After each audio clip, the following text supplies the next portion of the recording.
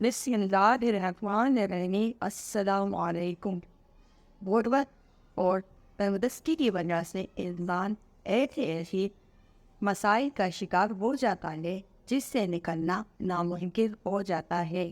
اس لیے محنت مزدوری کرتا ہے اور جب اس سے کام نہیں بنتا تو قرض لینا شروع کر دیتا ہے۔ جو قرض نہیں لیتا وہ مشکل سے گزارا کر ہی لیتا ہے، لیکن جو قرض لیتا ہے اس کو عادت سی ہو جاتی ہے، پھر وہ اپنی تنخواہ سے قرض دے کر اپنا خرچہ کرتا ہے، یہاں تک کہ ہر مہینے نئے نئے فرد سے قرضہ لیتا ہے، ایک سے لیتا ہے دوسرے کو دیتا ہے۔ اس کی ایک چین سی بن جاتی ہے، جو اس کا گھر پورا مہینہ قرض پر چلتا ہے۔ قرض ایک بیماری بھی ہے، اور قرض اس نیت سے لے جو قرض میں نے لیا اس کو وقت پر ادا کر دوں گا۔ اگر کوئی شخص اس نیت سے قرض لیتا ہے تو اللہ تعالیٰ اس کی غیر سے مدد فرماتا ہے، تو اللہ تعالیٰ کی مدد سے اس کا قرض جلد سے جلد اتر جاتا ہے۔ اس لیے ایک تسبیح ہے جو آپ نے عشاء کے بعد اور رات سونے سے پہلے کسی بھی وقت پڑھ سکتے ہیں۔ اس کے لیے 199 والی تسبیح چاہیے۔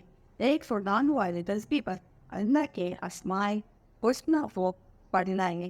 یہ عمل اس طرح ہے، ایک آپ نے نماز عشاء پوری ادا کرنی ہے، اس کے بعد 2 رکعت نفل نماز حاجات کی نیت سے کریں گے۔ اس نفل کو عام نماز کی طرح مکمل کر لیں۔ اس کے بعد جائے نماز پر بیٹھ جائے، وہی بیٹھ کر درود ابراہیم 11 بار پڑھنا ہے۔ اس کے بعد اللہ کے اسماء الحسنی یا ویو یا قیوم یا ذوالجلال والاکرام استغفر اللہ 100 بار پڑھیں۔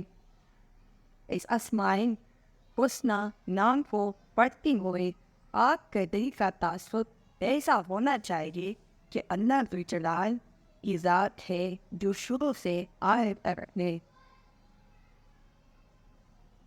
ایک اللہ کی شان ہے، اللہ کی بڑائی ہے، اس ذات سے استغفار کر رہا ہوں، اس سے بڑی کوئی ذات نہیں ہے۔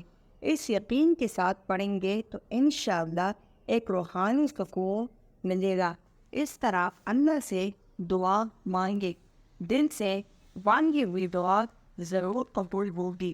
اگر سچی دل سے توبہ کریں گے تو اللہ یا حی یا قیوم یا ذوالجلال ہے، آپ کی توبہ میں ضرور قبول ہو جائے گی۔ یہ یاد رکھے، اس تسبیح کو نماز عشاء کے بعد اور رات سونے سے پہلے کرنا ہے۔ حضرت ابو ہریرہ رضی اللہ عنہ بیان کرتے ہیں کہ حضور اکرم صلی اللہ علیہ وآلہ وسلم نے اپنے رب سے روایت بیان کرتے ہوئے فرمایا، ایک بندے نے گناہ کیا، پھر بارگاہ الہی میں عرض کیا، اے اللہ میرے گناہ کو بخش دے۔ اللہ تبارک و تعالیٰ نے فرمایا، میرے بندے نے گناہ کیا ہے اور اسے یقین ہے کہ اس کا رب گناہ معاف بھی کرتا ہے اور گناہ پر گرفت بھی کرتا ہے، سو اللہ تعالیٰ نے اسے بخش دیا ہے۔ پھر دوبارہ وہ بندہ گناہ کرتا ہے اور کہتا ہے، اے میرے رب میرے گناہ معاف کر دے۔ اللہ تبارک و تعالیٰ فرماتا ہے، میرے بندے نے گناہ کیا ہے اور اسے یقین ہے کہ اس کا رب گناہ معاف بھی کرتا ہے اور گناہ پر گرفت بھی کرتا ہے، سو اسے پھر بخش دیتا ہے۔ پھر وہ بندہ گناہ کرتا ہے اور کہتا ہے، اے میرے رب میرے گناہ کو معاف کر دے۔ اللہ تعالیٰ فرماتے ہیں، میرے بندے نے گناہ کیا ہے اور اسے یقین ہے کہ اس کا رب گناہ معاف بھی کرتا ہے اور گناہ پر معاوضہ بھی کرتا ہے، سو اللہ تعالیٰ فرماتے ہیں، تم جو چاہو کرو، میں نے تمہاری مغفرت کر دی۔ راوی حدیث عبدالعالی نے کہا مجھے یاد نہیں آپ نے تیسری یا چوتھی بار فرمایا تھا جو چاہو کر لو۔